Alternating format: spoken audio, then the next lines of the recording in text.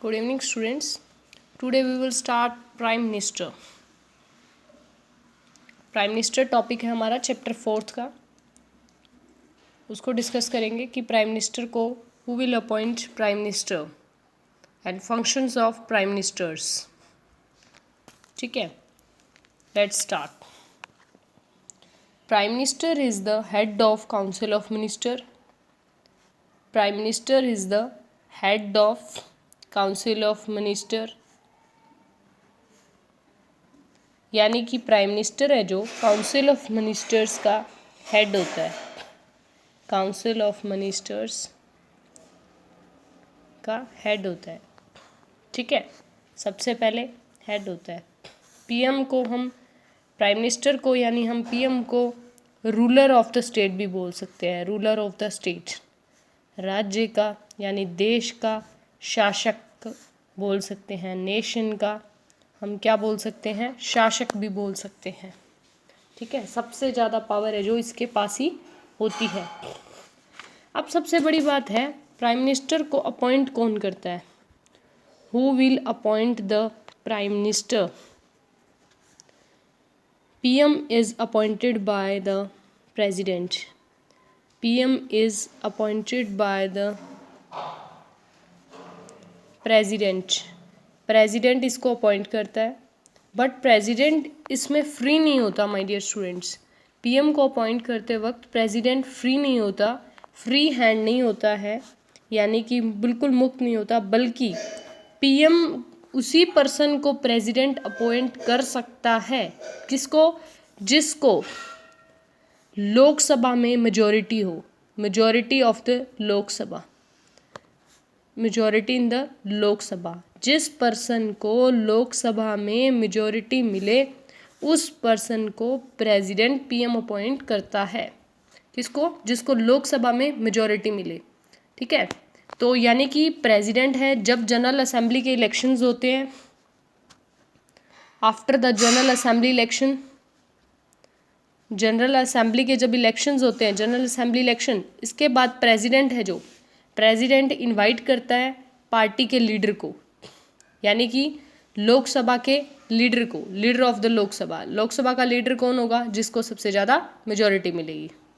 ठीक है, president invite after the general assembly election, president invite the leader of Lok Sabha for the post of PM, यानी कि प्रधानमंत्री के पद के लिए प्रेसिडेंट उसी को करता है जो लीडर होता है लोकसभा का, यानी जिसके साथ लोकसभा की मेजॉरिटी होती है उसी को ही प्रेसिडेंट पीएम अपॉइंट करता है. अगर इन केस अगर मेजॉरिटी नहीं मिलती, इन केस मेजॉरिटी किसी भी पार्टी को नहीं मिलती माय डियर स्टूडेंट, तब भी प्रेसिडेंट अपनी मर्जी से किसी भी पर्सन को पीएम नहीं बना सकता.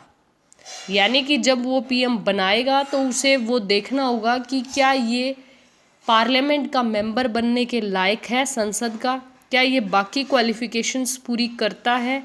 और अगर उसको बना दिया जाता है प्रेसिडेंट के द्वारा विद इन 6 मंथ उसे लोकसभा में मेजॉरिटी क्रिएट करनी होगी. विद इन 6 मंथ उसे लोकसभा में मेजॉरिटी क्रिएट करनी होगी, तभी वो पीएम के पद पर रह सकता है. आप ध्यान दीजिएगा, इन केस अगर किसी पार्टी को मेजॉरिटी नहीं मिलती है तो उस जिसको भी प्रेसिडेंट पीएम अपॉइंट करता है और वो पर्सन सारी क्वालिफिकेशन अदर पूरी करता है, तो उसको 6 मंथ के अंदर अंदर लोकसभा में मेजॉरिटी क्रिएट करनी होगी, तभी वो पीएम पोस्ट पे रह सकता है. अदरवाइज विद इन 6 मंथ उसे हटा दिया जाएगा. ओके, अब आती है टेन्योर की बात. टर्म, टेन्योर इसका 5 ईयर रहता है. 5 साल अपने पद पे रहते हैं. 5 साल के बाद जनरल असेंबली के इलेक्शंस फिर से होते हैं. बट कई बार है जो मेजॉरिटी नहीं रह पाती. जैसे मान लो एक पार्टी आई है, उसको फुल मेजॉरिटी मिली है, तो वो 5 ईयर इजीली रन कर लेगी. बट अगर कोलेशन गवर्नमेंट का कंसेप्ट आया है, बट कोलेशन गवर्नमेंट आई है, यानी कि मिली जुली सरकार आई है, अकेली किसी पार्टी को मेजोरिटी नहीं मिली। For example BJP plus JJP लगा लीजिए एग्जाम्पल के तौर पे, ठीक है।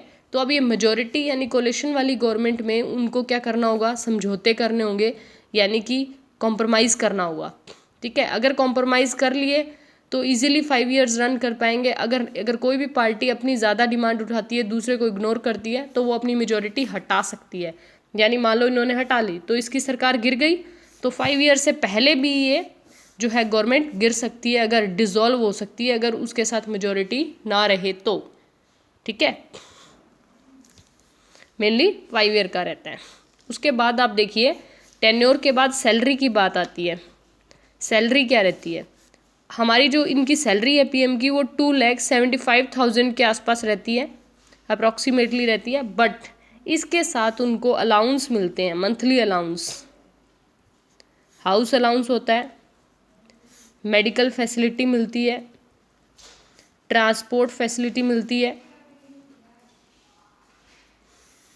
इलेक्ट्रिसिटी का सारा खर्चा है जो बिजली का उनको मिलता है, ठीक है, सैलरी में। उसके बाद है फंक्शंस। हमारा जो प्राइम मिनिस्टर है वो क्या काम करता है, सबसे पहले कोऑर्डिनेशन बनाता है prime minister, coordination between PM and cabinet. Prime minister and cabinet, इनमें क्या करता है, कोऑर्डिनेशन बनाता है, सहयोग। यानी कि कैबिनेट को कौन फॉर्म करता है, कैबिनेट को फॉर्म कौन करता है, प्राइम मिनिस्टर। मंत्रिमंडल है जो, मंत्रिमंडल में कितने सदस्य लेने हैं, मंत्रिपरिषद में कितने सदस्य लेने हैं, वो सब कौन डिसाइड करता है, कैबिनेट मिनिस्टर कितने होंगे, स्टेट मिनिस्टर्स कितने होंगे, ये सब प्राइम मिनिस्टर डिसाइड करता है। उसके बाद देखिए formation of council of minister, council of minister की फॉर्मेशन करता है, formation of council of minister, मंत्रिपरिषद के सदस्यों का चुनाव।